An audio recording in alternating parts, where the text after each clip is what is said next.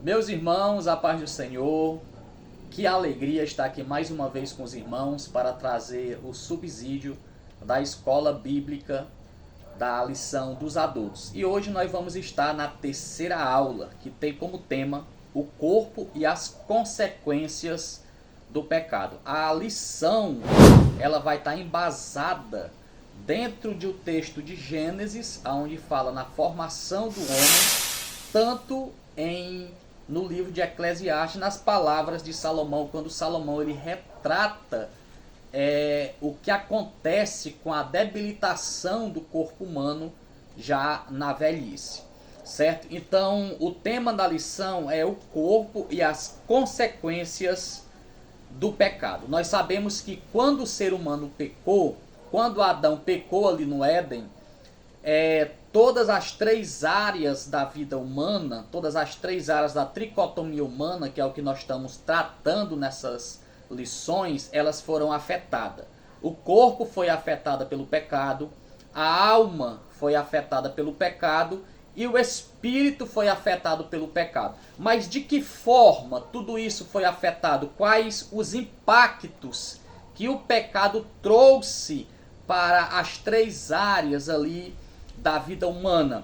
Ele trouxe consequências no corpo, né? Porque o pecado ele abriu a porta para as doenças, para as fragilidades humanas, para a debilitação do corpo. A própria velhice é um resultado da queda, porque Deus fez o homem com a intenção de que o homem vivesse para sempre. Só que lá em Gênesis a Bíblia vai dizer que Deus, depois da queda, determinou um tempo de vida para o homem. Ainda que os primeiros homens, né, viveram centenas de anos, mas de lá para cá, esse período, esse tempo da vida vem se encurtando cada vez mais. Então, as doenças, elas são resultado da ação do pecado ali que veio de Adão, ou como nós chamamos, que é o pecado original, que é o pecado adâmico, que é o pecado de Adão. E esse pecado, assim como as consequências, ele passou para todos os homens, para todas as pessoas. Então todos nós somos herdeiros do pecado de Adão. E consequentemente existe a inclinação do homem para o pecado, que é também chamado na Bíblia de uma inclinação pecaminosa, é também chamado da Bíblia de obras da carne. Então toda essa inclinação pecaminosa, também chamada de natureza caída, ela é resultado do pecado adâmico que nós herdamos. Mas a Bíblia vai e fala também que da mesma forma como o pecado entrou no mundo por uma só pessoa, a graça e a salvação também entraram no mundo por uma só pessoa, que é a pessoa bendita de Jesus. Então Jesus ele veio desfazer as obras do maligno. E uma dessas obras é a ação do pecado na nossa vida, que é a mais terrível. Tá bom? Então a lição ela vai tratar sobre os efeitos que o pecado trouxe para o corpo humano. Tá bom? A gente vê que lá em Gênesis, quando o homem peca, Deus vai e lança uma palavra para ele, que alguns têm como palavra de maldição, outros têm como palavra de castigo, mas era o homem colhendo aquilo que ele tinha semeado ali. Ele colheu, plantou a sua desobediência e estava colhendo ali a justiça, né, o resultado. Então Deus disse que o homem ele não habitaria mais no jardim, do suor do rosto ele iria ter que comer o próprio pão. Para a mulher, ele disse que a mulher agora iria sentir dores no parto. Até a própria terra sofreu consequências, que iria nascer espinhos na própria terra. E a própria serpente também não ficou isenta das consequências, também ela sofreu também as consequências por induzir aquele casal ao pecado, tá bom? A lição ela está repartida em três tópicos.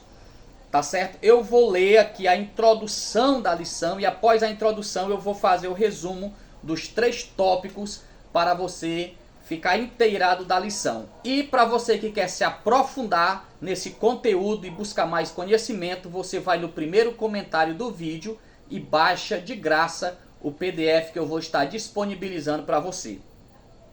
Certo? A lição de número 3, ela vai trazer uma exposição das consequências do pecado na criação.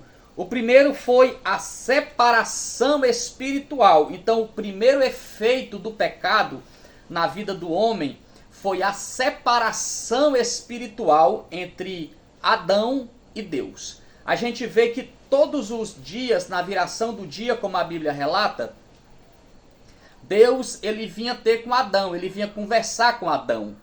Mas após o pecado, quando Deus vai chegar para conversar com Adão, a Bíblia fala que Adão, ele se esconde da presença de Deus. Porque Adão, ele olhou para si mesmo e viu que ele estava nu. Então, essa ação de Adão se esconder de Deus já representava um afastamento, um distanciamento espiritual entre o homem e Deus, do qual foi gerado pela ação do pecado. Então, nós entendemos que quando a pessoa peca, cria-se um vácuo, uma separação entre a pessoa e Deus. Tá certo? Então, quanto mais a pessoa peca, mais distante ela fica de Deus e maior é o caminho para retornar à sua origem, para retornar a Deus. Então, quanto mais você peca, mais você se distancia de Deus. Então, o nosso pecado, assim como diz a palavra do Senhor, é que faz separação entre nós e Deus. Tá bom? Então, a primeira ação foi a separação espiritual, que em outras palavras também é chamada de morte espiritual. E o homem carrega a culpa do pecado, certo? E nessa culpa o homem optou em se esconder de Deus, porque nós observamos que mesmo o homem tendo pecado, Deus ainda foi procurar o homem como ele fazia de costume, na viração do dia, né? Mesmo o homem tendo pecado, mas quem se escondeu foi o homem.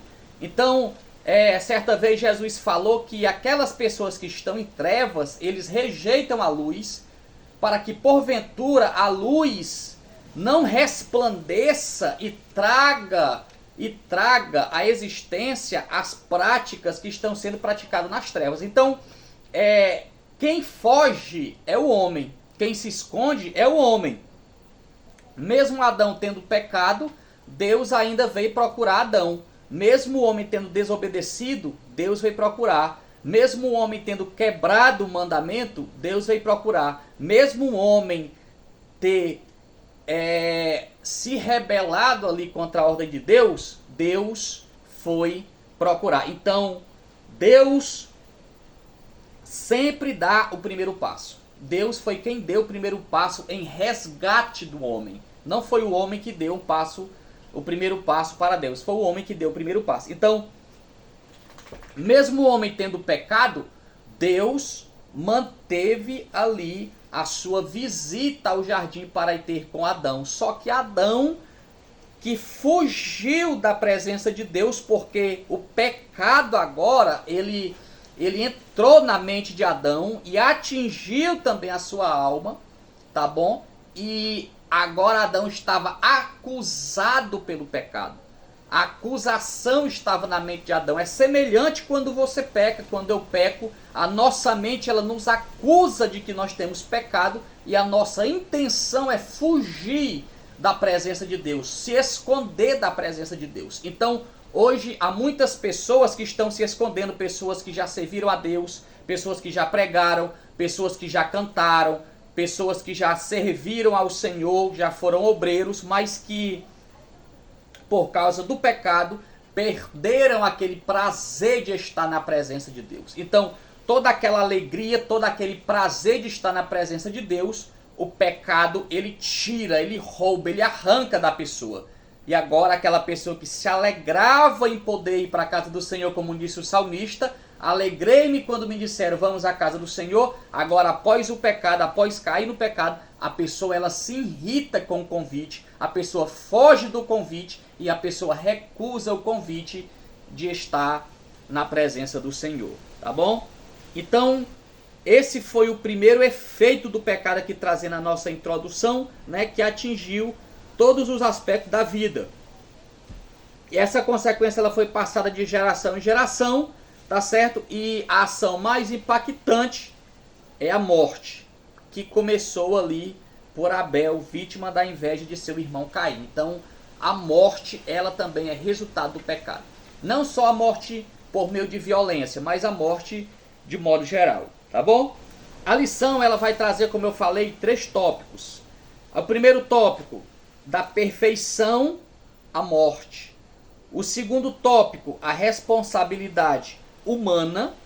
E o terceiro tópico, né? O segundo tópico da responsabilidade humana, o terceiro do abatimento à glorificação. Então nós vemos que a aula, ela faz essa inclinação, ela vem de algo que é perfeito e agora ele é debilitado, atrasado pelo pecado, porém há uma esperança de regeneração e de restauração e de glorificação para que o homem volte a se tornar perfeitamente aquilo que Deus projetou para ele. Então, o primeiro ponto, o primeiro tópico diz assim, da perfeição à morte. Então, o homem ele foi criado como um ser perfeito, certo? Deus criou não somente o homem perfeito, mas o ambiente perfeito para que o homem vivesse. Então, se você observar, você vai ver que primeiro Deus cria o ambiente, Deus cria o jardim, certo? Deus coloca plantas, árvore no jardim para que o homem se alimente.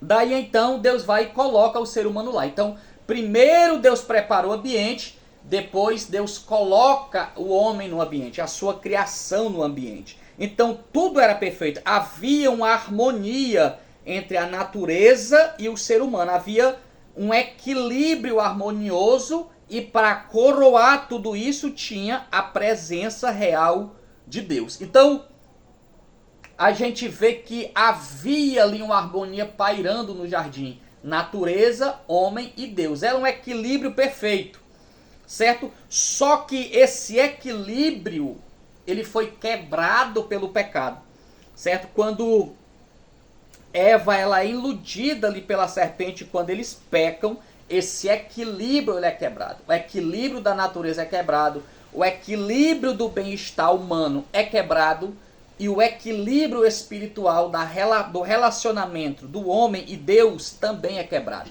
tá certo?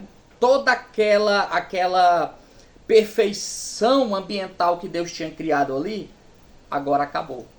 Certo? Agora acabou. Por quê? Porque o homem ele foi expulso do jardim, ele foi expulso do paraíso, certo? O homem agora não poderia mais habitar dentro daquelas condições de perfeição criada por Deus, né? Instalou-se ali também um conflito humano, porque Adão ele vai e culpa a mulher pela queda, tá certo? E instalou-se ali também uma separação espiritual, porque o homem ele passou a não desfrutar mais diariamente daquela presença de Deus ali todos os dias, como acontecia antes. Então a gente vê que toda aquela perfeição, aquela energia que tinha ali, certo? Aquela harmonia, ela foi quebrada pelo efeito do pecado, certo? Então a gente observa o efeito devastador que o pecado ele faz. O pecado ele não atinge só a pessoa que peca, ele atinge quem peca, atinge o ambiente e atinge todas as pessoas em redor. Isso em todas as esferas, tá certo? Tanto físicas quanto espirituais. Então, daí vem a necessidade da luta e da rejeição contra o pecado, tá bom? E aí ele vai dizer aqui, ó, que antes da queda o homem vivia uma vida plena, certo? E o pecado mudou esse cenário. E a queda passou, a queda trouxe dor, sofrimento, tanto físico quanto emocional, quanto espiritual. Então o pecado ele trouxe esse sofrimento físico, sofrimento emocional e o sofrimento espiritual. Ele gerou esse conflito nessas 3 áreas. na área humana, na área emocional e na área espiritual. Tá certo? Na área humana porque ele trouxe doenças, agora o homem ia ter que lavrar a terra, agora o homem ele iria adoecer e consequentemente o homem ele iria morrer. Tá certo? Que vai ser aí o último, né? O último desafio de Cristo é vencer a morte. Ele vai conseguir fazer isso porque já está determinado. Então a morte ela vem reinando até agora.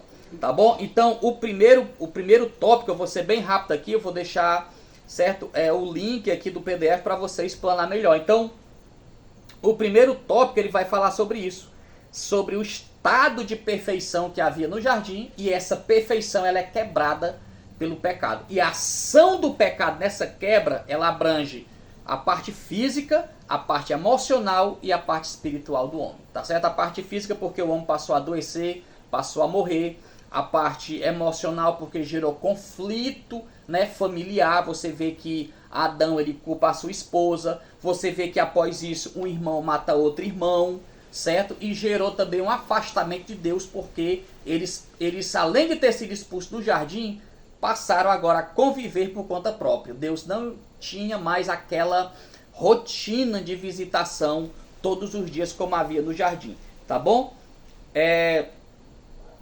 O segundo ponto vai falar sobre a responsabilidade humana. A responsabilidade humana, ele vem trazer acerca de uma palavra muito conhecida chamada livre-arbítrio, né? Que é algo muito debatido, muito falado, que é o livre-arbítrio, tá certo? Alguns dizem, né? Existe uma doutrina teológica que fala contra o livre-arbítrio, que nós não temos livre-arbítrio. Mas o que é o livre-arbítrio na verdade? Como que nós definimos o que é o livre-arbítrio? Ora, livre-arbítrio ele é senão a capacidade de escolha que você tem. Então, você tem a opção, você tem a escolha de escolher qual caminho você quer trilhar. E a Bíblia Sagrada ela é recheada de exemplos. Né? Lá em Deuteronômio mesmo você vê Deus falando para o povo de que ele coloca ali para o povo o caminho da bênção e o caminho da maldição. Então fica ao seu critério, né? Você escolher um caminho que te leva à bênção ou um caminho que te leva à maldição. Então a responsabilidade ela está nas nossas mãos, sabendo que o plantio ele é opcional, agora a colheita ela é obrigatória. Né? Então a Bíblia diz que aquilo que o homem plantar, isso também ele ceifará. Então tem um ditado popular, né, que diz que quem planta, né, quem semeia vento, colhe tempestade. Então isso nos leva a uma meditação, e eu quero que você medite também, naquilo que você está semeando, naquilo que você está plantando. Então responda para si próprio, o que é que eu estou plantando? Obediência ou desobediência? O que é que eu estou semeando para a minha vida? Hoje pode até parecer bom. Uma semente ela é inofensiva. Agora, o que vai gerar daquela semente é que realmente vai gerar o impacto. Né? Então, o que você está semeando? O que você está plantando? Porque você tem um livre-arbítrio, certo? De escolher a vida que você vai levar nessa terra. Porém, vai gerar uma consequência. Vai ter uma consequência futura. Para alguns, essa consequência ela é de imediato. Para outros, demora dias, meses e anos. E para outros, a consequência realmente só vai vir no julgamento. Tá bom? E aí o segundo ponto também ele vai falar sobre a potencialização do sofrimento, que além das consequências trazidas pelo pecado, né? No pecado de Adão, com o exemplo desse a morte, a dor da mulher, o corpo e a alma também sofrem pelo pecado, né, cometido ao longo da vida. Ou seja, então, além além do pecado original ali de Adão, né, o nosso corpo ainda sofre com a potencialização do pecado que nós cometemos no decorrer da nossa vida. Tá bom? Então, além de nós herdarmos a natureza pecaminosa deles, ainda tem também o pecado que nós cometemos no decorrer da nossa vida. Então, mesmo se a gente não cometesse nenhum pecado, a gente ainda tinha aquela raiz, né, no nosso DNA do pecado de Adão. tá certo? Mas mesmo assim a gente ainda comete os nossos pecados e isso acaba potencializando todo o sofrimento para o nosso corpo e a nossa responsabilidade futura, tá bom? Então nós já vamos avançar aqui porque o tempo já está avançando, tá bom? E eu já vou para o ponto 3. O ponto 3 da lição vai falar do abatimento à glorificação. Até agora nós temos falado sobre, nós começamos falando sobre o ambiente perfeito em que o homem estava. Houve o declínio da queda, porém há uma esperança de voltar àquele estado perfeito. Que esperança é essa, irmão? É a esperança da glorificação em Cristo. Assim como Jesus ressuscitou com o corpo glorificado, nós temos também essa esperança da ressurreição. A esperança de um dia nos encontrarmos com o Senhor e termos o nosso corpo transformado, né? Assim como falou Paulo lá em 1 Coríntios, capítulo 51, né? Capítulo, acho que é 15, versículo 51 em diante, que ele falou que no abrir e fechar de olhos ante a última trombeta, certo? Nós seremos arrebatados e os nossos corpos serão transformados, tá bom? E aquilo que é corruptível se revestirá da incorruptibilidade, tá bom? Então essa é a esperança que nós temos. Então as enfermidades, o cansaço, a fadiga, as dores, tudo que nós sentimos por efeito do pecado vai ser aniquilado e nós teremos o nosso corpo glorificado para a glória do nome do Senhor. Então observe que há uma esperança para nós, tá certo? Então, ainda que agora nós sofremos o efeito do pecado, né, através das doenças, né, problemas psicológicos, problemas emocionais,